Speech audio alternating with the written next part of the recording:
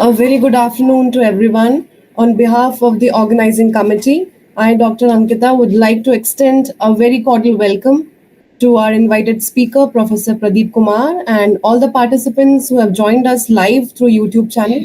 So, as we reach the last day of our 5-day international faculty development program on the theme Cutting Edge Developments and Future Directions in Pharmaceutical and Health Sciences, it is incredible to reflect on the wealth of knowledge shared, the insightful deliberations we have had, and the connections we have fostered over this journey. This final day marks not only the end of an enriching program, but also the beginning of applying these learnings to our academic and professional pursuits. So let us make the most of today as we conclude this transformative experience on a high note. It is a great honor to have with us our esteemed speaker, Professor Pradeep Kumar. He is a professor of pharmaceutical sciences at WITS Department of Pharmacy and Pharmacology, senior researcher at the WITS Advanced Drug Delivery Platform, and chair of the School of Therapeutic Sciences Teaching and Learning Committee. Professor Kumar has an experience of over 14 years in academic and teaching with molecular pharmaceutics as the core subject, with research focused on biomaterial design, tissue engineering, and nanomedicine. His PhD thesis, with 12 granted patents, was focused on the design and development of polymer engineered neural devices for potential application in reducing neurological deficits after spinal cord injuries and was awarded the WITS Faculty of Health Sciences, the most prestigious PhD degree award. Professor Kumar is a recipient of several prestigious awards, including Academy of Science of South Africa membership, GAP competition winner, Orchid Researcher Advisory Council, New Voices in Global Health, Vice Chancellor's Innovation Award in the year 2021, Inter Academy Partnerships Physician Leader Award under the aegis of WHO Alliance, WITS Health Consortium's Great Leap Forward Entrepreneurial Academic Award in the year 2021, and many others. Professor Kumar's research findings have been published as over 330 publications with more than 13,000 citations and H-index of 54. He has 4 editorials, 3 edited books, and 50 book chapters to his credit. He continues to feature in Stanford's University top 2% of scientists since last 5 years, that is from 2020 till 2024. To date, he has supervised 20 PhD students to graduation. Professor Kumar is an inventor of 34 granted patents, which include 8 from USA, 7 from China, 7 from Russia, 6 from Europe, 2 from Japan, 2 from India, and 1 from Australia. So with this, I would like to invite Sir for his talk. Because of some unoccupied and he is not available with us, but we have his lecture, so I'll be playing the same for you.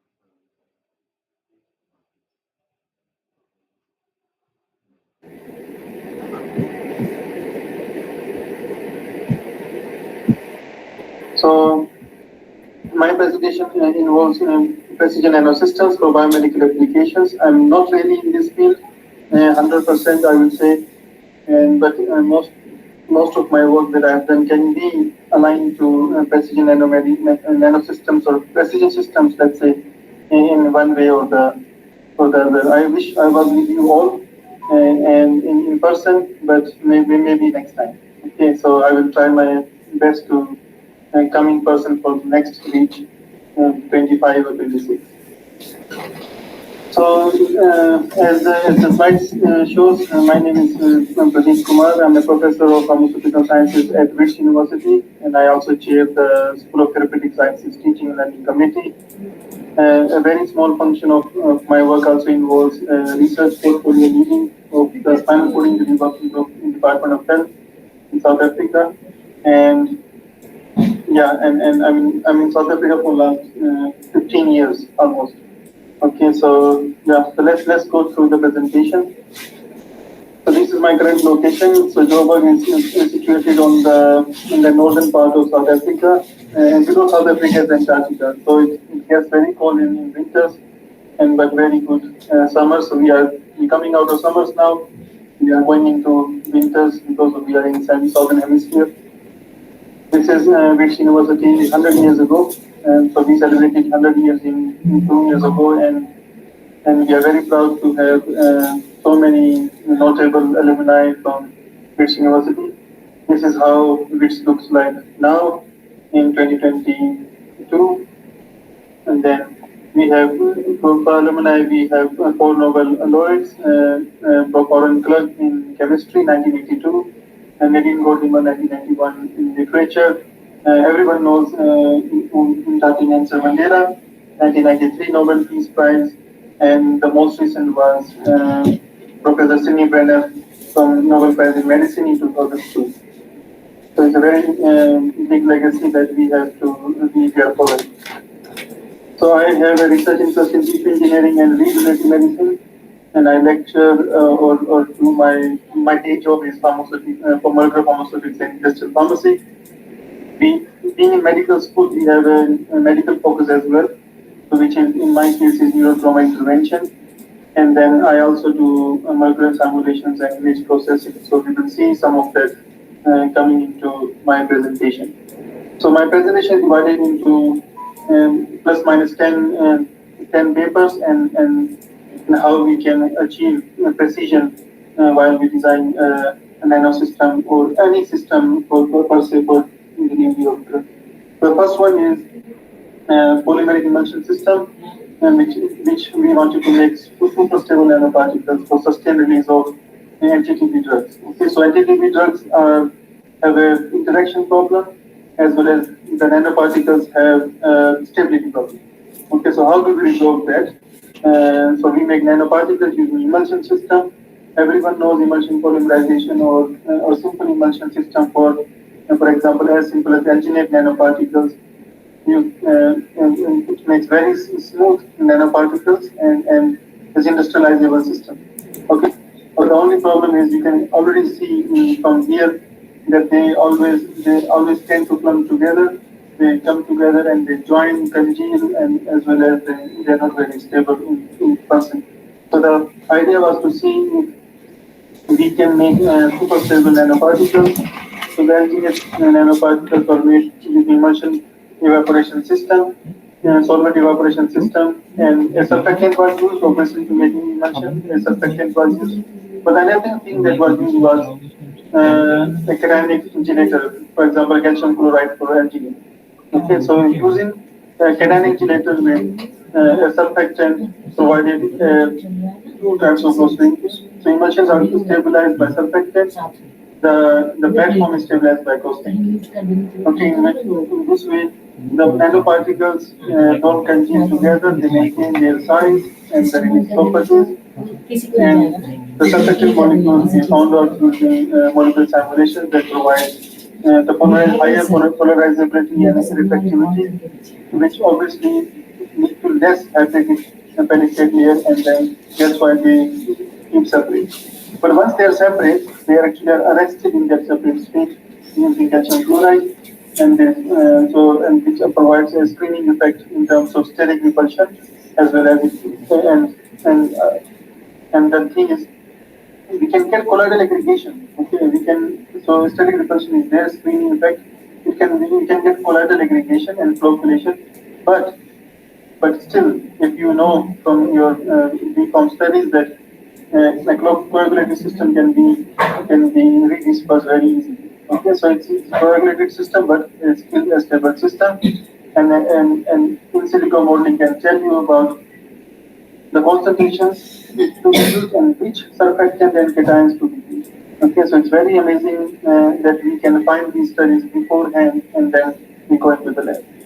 So we managed to get super stable systems and the paper was published in a very good journal. Then we come to, so that was super stable, now this is space defined. So space defined, as the name space mentioned, we wanted to put it into a space where we can use the body or the biochemicals from the body to release the drug. For example, enzymes. So we use a large white pig model. Pigs are weighing almost the same as humans, 60 kilos. So we can give them full dose as we release to a human. Okay, so it was published in JCR, and you can have the drug inside the matrix, the stimuli-responsive stimuli-responsive matrix, and then have a layer outside, the coating. The plan is to dissolve the coating away first, and at the space where we want, and then we disrupt the matrix using enzymatic action or as well as hydration. Okay, so this is how it was done. So the molecular modeling showed us two different things, which how much to cross-link. So chitosan was used and pectin was used. So how much cross-linker we must add to cross-link chitosan to get a stable system which will reach the colon. Okay, it was a delivery of mesalamine to the colon, and it has to remember in colon it is something which is for in 8 hours, 6 to 8 hours sometimes. So it has to stay like that without releasing drug. So how much chitosan must be cross-linked? And then what else can be used for the enzyme to act on and release the drug? Okay, so it was polygalacturonase for pectin as well as beta-glucosidase for chitosan. That's how the two molecules were chosen, as well as the molecular weight was very important. So molecular weight is important, cross-linker system is important, and which polymers to use is important. So, and that's how these enzymes act on the system and the drug is released. So I will not go into many detail, but the enzymes are very peculiar in terms of which bonding and functional sites they act on the polysaccharides, and that's how the release is obtained. So it was a very nice paper from Priya Baba. The third study is an intelligent bioresponsive behavior system. So why we call it bioresponsive? Because it responds to biological biochemical entities. Intelligent because it can shut on and off on its own. Okay, I'll show you how. So it was a free radical responsive system. So when the free radicals are there, the system, the implant is in the eye. Okay, so when there are free radicals, the drug is released. Okay, so if the drug is released when the free radicals are there, and as well as the drug, for example, indomethacin will reduce the inflammation, the free radicals are reduced, and then the drug release stops or reduces to very low level. So when there's another drug release or another inflammation after 2 days, the drug release is on its own. So the system remains inside the eye. It's not invasive a surgeon, an ocular surgeon can do this surgery in the office, not even in the surgical theater. So with a small laceration in the eye and insert the implant. So it's a very non-invasive system, as well as it is invasive but not that invasive system, and it releases drug for a very long time. So the idea was to see if alginate and hyaluronic acid can be used for the same. You can add a linker to the system, as well as the hydroxyl radicals are there. We act on the linkers as well as the glucuronic acid site. Abstraction of hydrogen happens, and the drug is released. Okay. As well as the free radicals are gone, the network comes back together, and it makes the system again, and the drug is not released. So it's very responsive in terms of inflammation. If the inflammation doesn't happen for next, let's say 4 weeks, no release will happen. Okay, so that's very so it was a very amazing system in terms of how you manage the concentration of alginate, polyphilic acid, and hyaluronic acid together is was crucial. Okay, and you can determine that using insulin promoter. Similar to a responsive system was an electro-activated and modulated system. So as the name says, electro-activated, so it can be activated by electric field, but it's the most important part of the modulation.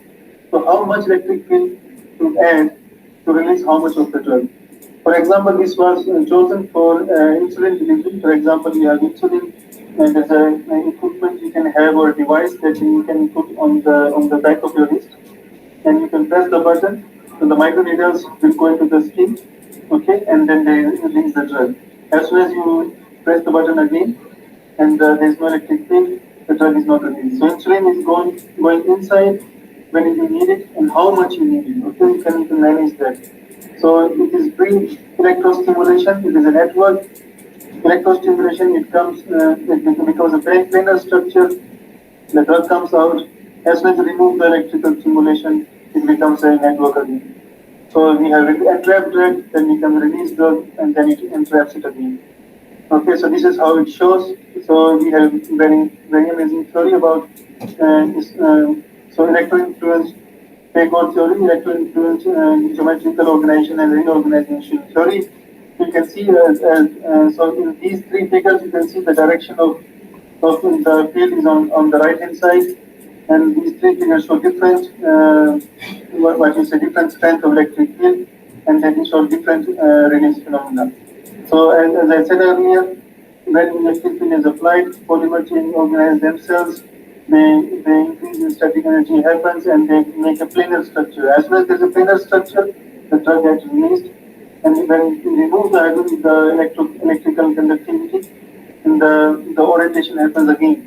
Okay, the correlations happen again, the network formation happens back, and the drug is retained again. So it's a as you needed system, precisely how much of the drug you want, precisely when you want it, and precisely where you want it. So what you want, when you want, where you want, you can convert. You can use the system to deliver accordingly. We had another very interesting system in terms of nuclear adhesion, published in Pharmaceutical Research as a cover page. So to get an IP, intellectual property in various directions, and but using the same graphs listed. So I consider this as a more of a process patent than as a product patent. So well-known polymers were joined together to get one system, emulsified system, and in such a way that we have maximum cohesion as well as desired release. Okay, so it was a complex system. You can see from the molecular modeling, tyrosine, polyclinic acid, and gelatin were mucoadhesion, and they were lying close to the green part, which is mucus, and the HECPV and ethyl cellulose are not very hydrophilic, or you can say they are hydrophilic, but let's say they are not very mucoadhesive. But they were staying away from the mucus. It was a very nice balance. It stayed in the buccal mucosa for a very long time, and released drug at the desired rate. So we can have a good combination of adhesion and release while we achieve the precise amount of drug delivery at the site of action, okay, without first-pass metabolism. So it was a very nice paper, very long paper actually, several years of study and published in Pharm Research. Another is a dual-biotic system, again precisely in terms of probiotics this time. Okay, so when we go to a doctor for antibiotics, we go to a doctor, he prescribes antibiotics, he or she prescribes antibiotics. They always say, okay, take probiotic after 2 hours. Some doctors have taken before as well, but let's say most doctors say we take antibiotics and then take probiotics 2 hours after the antibiotic, and then the patient forgets. So now in this system, in one capsule you have antibiotic as well as the probiotics. Okay, and this is how it works.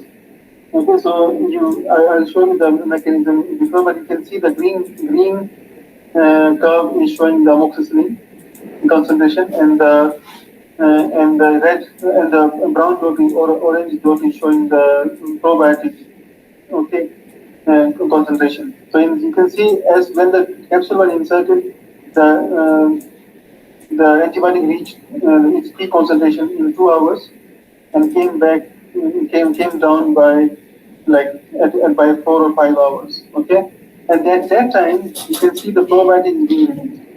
So the probiotic is released maximum when the antibiotic was lowest. Okay, in this way you can manage both of them together in the same capsule because their release time. Okay, it's a very nice patent in terms of application and the time of release of both the agents, amoxicillin as well as what you say, the probiotic can be maintained using different oval-lumen genetic ratios. Okay, so we use oval-lumen from egg and genetic to cross-linking to make a matrix, and you can use different ratios 1:1, 1:5, or 1:10 to get the right amount of release as well as the time of release. Okay, so precisely when you want it and what you want and when you want. Okay, where we can't go here because it goes to GIT. So this paper comes from one of our collaborators in Portugal, Dr. Katrina Pinto Reis. I delivered a lecture in University of Lisbon a while ago, and she asked me if they have a conundrum, if we can resolve the conundrum. So this was the problem. So the agglutinin was conjugated to drug-loaded BSC nanoparticles. Agglutinin is a targeting molecule for EGFR, and so it's cetuximab, which is a monoclonal antibody. So agglutinin was working very well, but cetuximab imaging targeting was not working as good as agglutinin, and it was not matching the literature. So she asked like, well, can we explain it using one of the models?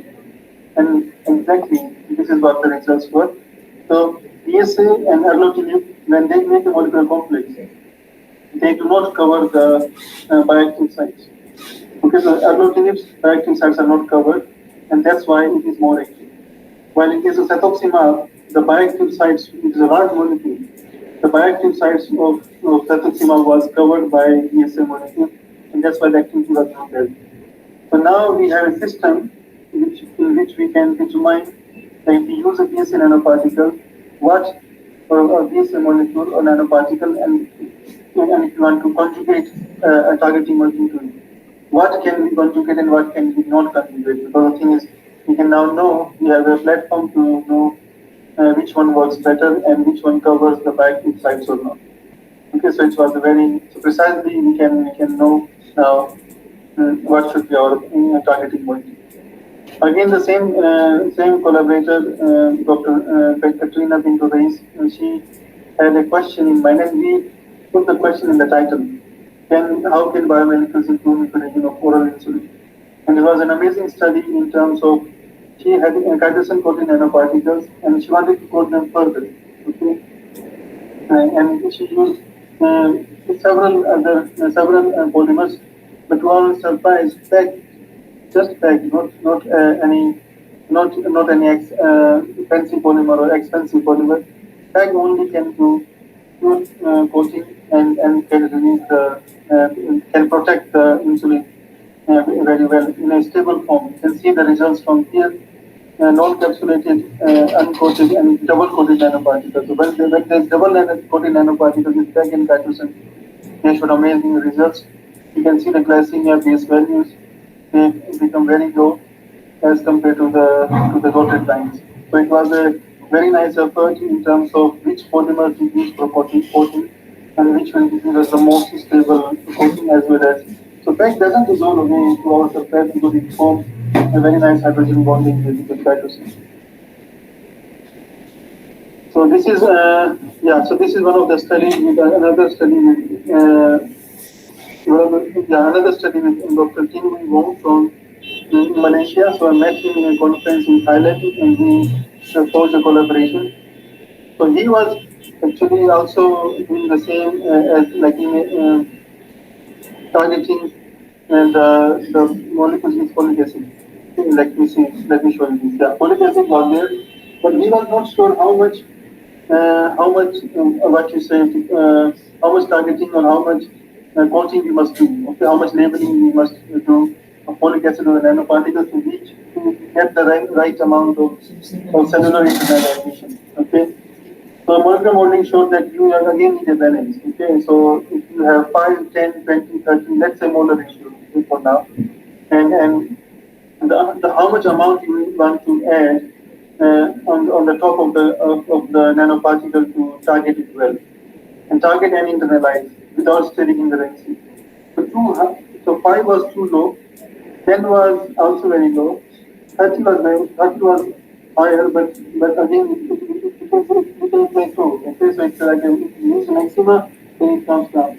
Okay, so it's not like you can add as much as folic acid for targeting, and that's how you can get maximal internalization. No, it's not possible. It's not always correct because there's always steric hindrances, and FA20 FITC was found to be the best. And I just want to mention you this that it was a complex system to make, but nevertheless we made a system with chloruracil and folic acid coating. So all these studies have been are published as one paper, not after 2018. The ones before 2018 are published as one paper. 30 studies in one review paper. You can go through this paper. If you have any questions, please let me know, and I will answer. So the last part of the presentation is regarding the electrospun nanofiber system. So it's still a nano system. I work in deep engineering and regenerative medicine.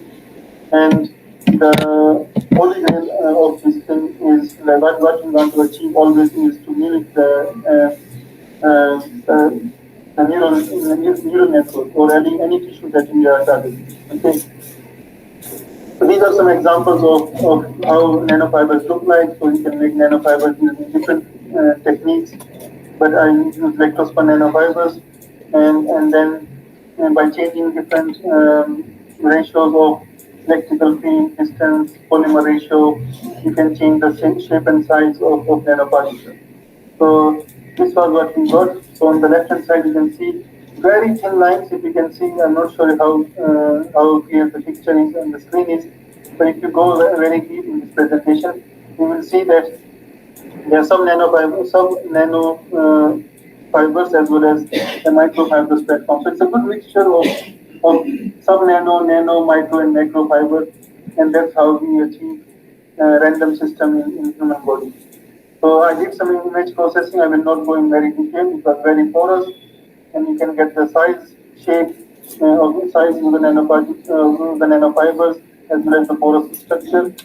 This was the size. You can see some of them are less than 50 nanometers, and some of them are going into some micrometers as well. So it's a good mix. Okay, but just having a good mix of the nanoparticle size, fiber size is not important. It's also important to have an orientation. How are the nanofibers oriented so that nerve fibers can go past the injury site? And this is the precision I'm talking about. It has to be a perfectly random system. Okay, it's a misnomer. So how can we have a perfect and random together? So when it's order in chaos. Okay, there's a kind of order in chaos. So you can see on one hand there is let's say between 40 and 50 degrees you can see a peak, and then there's minus 40 and minus 50 also can see a peak. They're always almost mimicking each other, and we found that we had hit the right note with getting the right orientation for the fibers for the growth of neurons. Okay, so I would like to thank my funders as well as the organizers again. So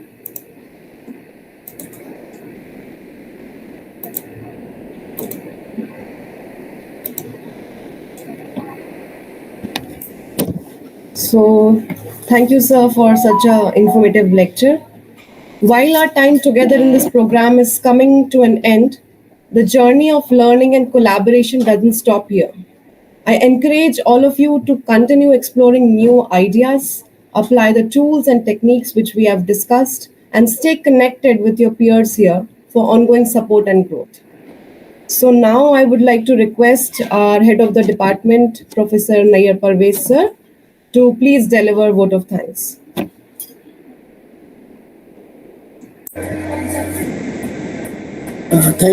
Thank you, Dr. Ankita. Now, a very good afternoon to you all. I feel honored and privileged to get this opportunity to propose a vote of thanks on this special occasion. I, on the behalf of School of Pharmacy and the organizing committee, convey my deep regards and heartily thanks to all the participants who made the event a memorable one. And I would like to express my deepest gratitude to Professor Ranjit Singh, Vice Chancellor, Shobhit University, for mentoring and blessing the participants. Now, I would like to thank all the invited speakers, Dr. B.S. Bhoop, Professor Oliver Toyin Odeku, Dr. Nasir Ali Siddiqui, Dr. M.V.L.N. Chaitanya, Professor Pradeep Kumar, for sharing their knowledge and wisdom and their constant guidance and support to make this FDP successful. Then I am thankful to the management, that is our Honorable Chancellor Sir, Shri P.K. Gupta ji, then Pro-Chancellor Sir, Shri Y.K. Gupta ji, then Honorable Vice Chancellor Sir, Professor Sibaram Khara, then Honorable Pro-Vice Chancellor, Professor Parmanand, and Registrar Sir, Mr. Vivek Gupta, for their necessary administrative approval for organizing this event. And they have supported in all the possible manner to organize this event. Then my special thanks to the organizing team, organizing secretaries, Professor Rakesh Kumar Sindhu and Professor Ashok Kumar Gupta, and the coordinators, Dr. Satendra, Dr. Ankita, and Dr. Bhumika. Without their help, it would not be possible to conduct such an event, and they have worked untiringly to make this event a successful. Then I am very much thankful to all my faculty colleagues and the non-teaching staff who always stand by us and motivates us. Finally, once again, I thank all of you for making this event a grand success. Thank you.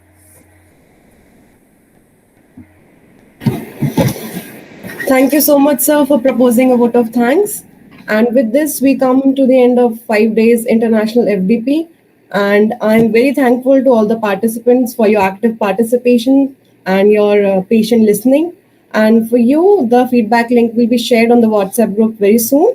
And it is very mandatory to fill the WhatsApp link, which is shared, the feedback form, and then only the certificates will be generated. And just for your information, the certificates will be given by the next week. So hope you all enjoyed a lot, and thank you very much. Have a very nice evening. Goodbye. Thank you.